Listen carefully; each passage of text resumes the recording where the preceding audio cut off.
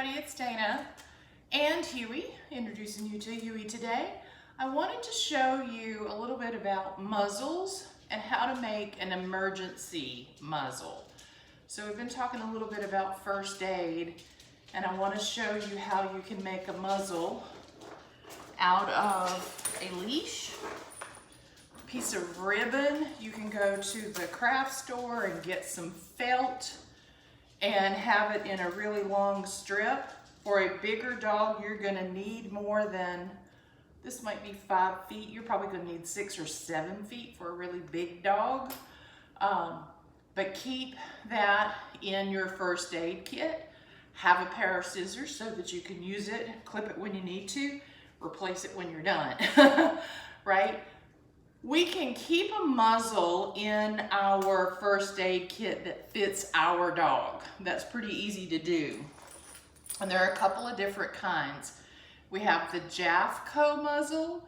So this muzzle doesn't have an opening for food to enter, but you do see all the little holes in it, which means when it goes on the dog, this one's a little big for him, when it goes on the dog and gets fitted securely, he can breathe through that easily for many hours, right? We use this a lot in training. Sometimes you'll see us drill a hole through this and make an opening for food to go in. But he could submerge this and drink water and wear this for multiple hours at a time. The same is true with the Baskerville Muzzle. These are more of the Hannibal Lecter looking things. They are a basket, and they typically have this piece that comes across the top that secures it.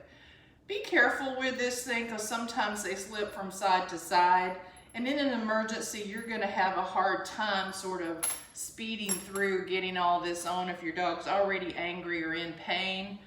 But these muzzles are great for training.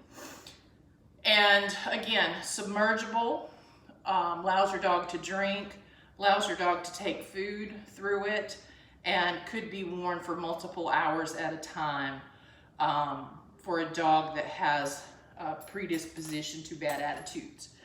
You'll see these wraps for emergencies. Now this is not Huey's size, but you'll see these nylon wraps. These are not for everyday use. This is a temporary muzzle for an emergency or like a vet visit to get some shots only.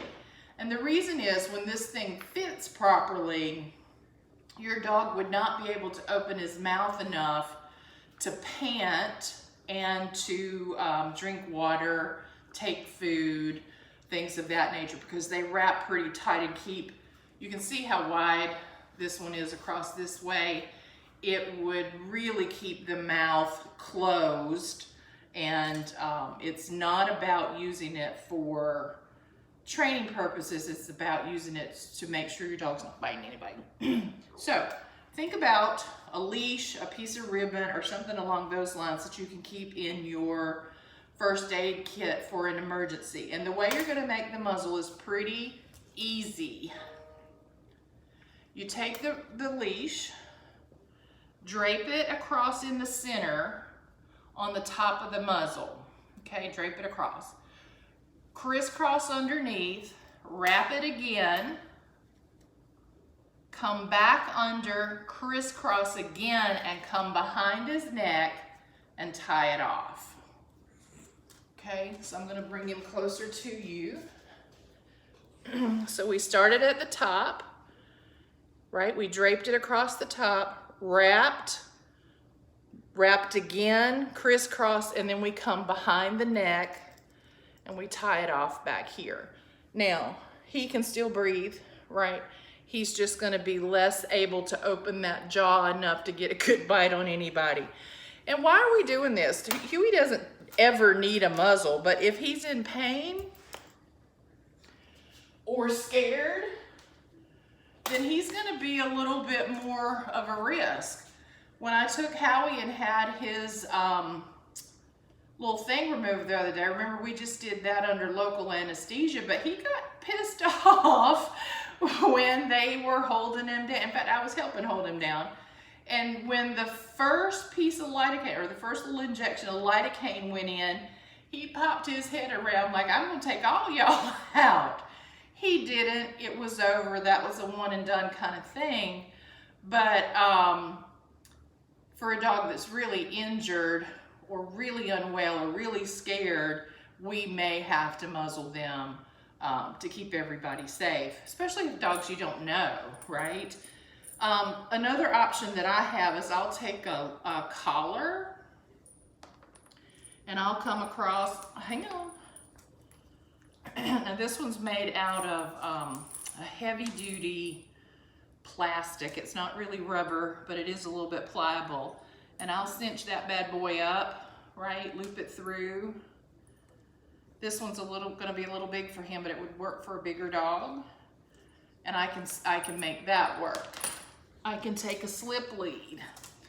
Your kennel leads from your vet are gonna be they're gonna be more plastic, but the same principle's gonna happen. Loop it across, come under, quit. Wrap it again, crisscross from behind, tie it in a knot, right? Have your scissors, because you're gonna need to, when you're done, you're gonna clip this thing off, right? If you've tied it in a knot. And then I can muzzle them up and keep everybody a little bit protected. Thank you for being my demo dog. Appreciate it.